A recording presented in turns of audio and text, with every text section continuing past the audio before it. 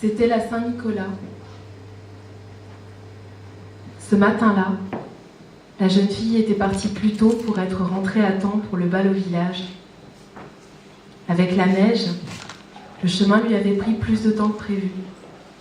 Le temps de préparer le repas à sa grand-mère, de faire un peu de ménage, de couper et rentrer du bois pour la flambée du soir.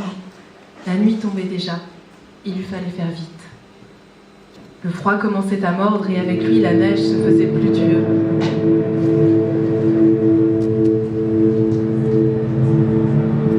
Bientôt, elle ne pourrait plus rentrer.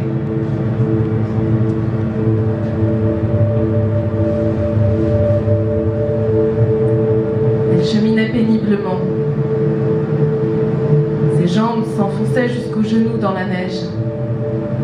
Pour se protéger de la neige et du vent glacial, elle s'était enveloppée dans sa belle cape rouge de drap de laine que son parrain lui avait offert pour sa fête. Avec son lourd chignon de boucles brunes, on aurait dit un coquelicot perdu en plein hiver. C'est alors qu'elle repensa au chemin creux qu'elle empruntait parfois, quand les journées étaient plus longues et qu'elle prenait son temps. Un bien joli chemin bordé par 2 talus, tout fleuris au printemps, avec des noisiers, des ronciers, des oiseaux, papillons. Elle y cheminait depuis quelque temps lorsqu'elle buta sur une roue. Une roue ? Une charrette était arrêtée au beau milieu du chemin. Sa roue avant gauche s'était enfoncée dans une ornière et le pauvre vieux charretier avait beau faire, son cheval refusait d'avancer. Elle l'aida comme elle put. À eux deux, ils réussirent à remettre la charrette d'aplomb. Le cheval, rassuré par la voix douce et caressante de la jeune fille, accepta enfin de tirer.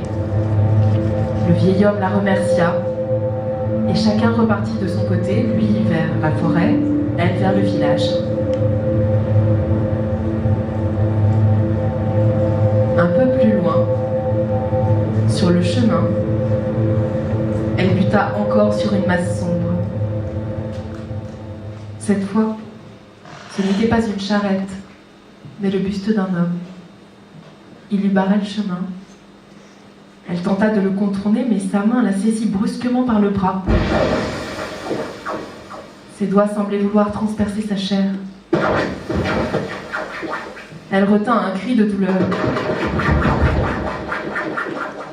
Elle ne savait pas très bien comment, tel un vieux chasseur, il avait senti sa proie et il était venu l'accueillir. Elle sentit le piège se refermer sur elle. Le vent agita la cime des arbres et la lune sortit de derrière les nuages. La jeune fille vit la haine, la violence, la jouissance de faire souffrir, se disputer l'éclat de son regard. Ça ne servait à rien de crier. Personne ne viendrait à son secours. Le village était bien trop loin et les talus étouffaient les sons et il le savait. Elle le sentait.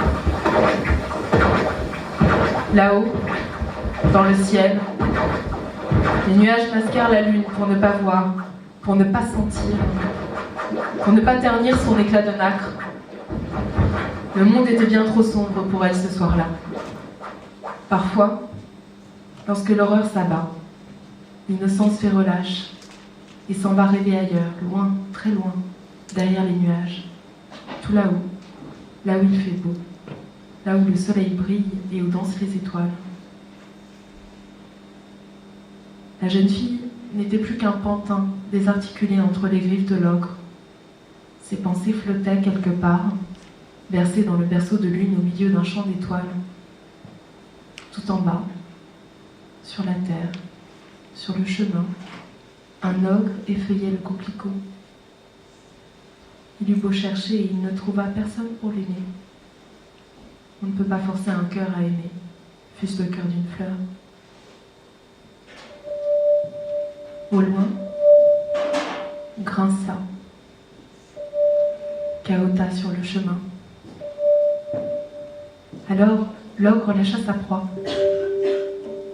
Alors, l'ogre prit la fuite abandonnant la fleur sur le bord du chemin.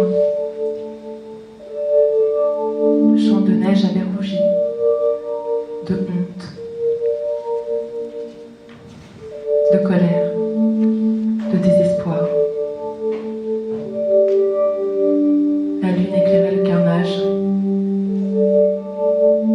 Le charretier halte, pétrifié. Ce n'était pas prévu. Pas elle. Pas ça. Pas ce soir-là. Ce n'était pas possible. Non. Il se refusait à faire cela. Il ne pouvait pas. C'était au-dessus de ses forces. Il avait transporté des corps la nuit durant. Son rôle, sa tâche se terminait bientôt. Bientôt, il passerait le relais au dernier mort de l'année. Il n'avait jamais re-signé à la besogne. Il avait rempli ses fonctions jour après jour, nuit après nuit, par beau temps, des soirs de tempête, allant chercher les âmes dans les lieux les plus inaccessibles pour les conduire chaque fois au royaume des morts, au repos. Mais ce n'était pas possible. Pas cette jeune fille à la voix si douce. Pas cette jeune fille qui lui avait rappelé ce que c'était d'être en vie.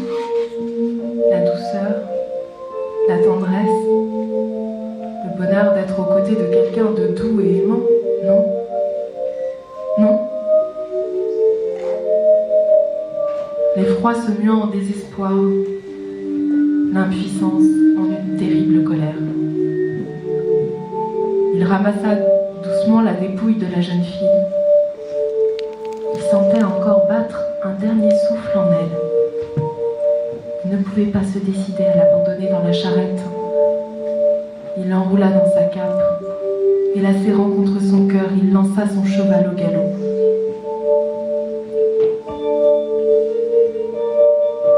La charrette flottait dans l'air. Les sabots du cheval effleuraient à peine la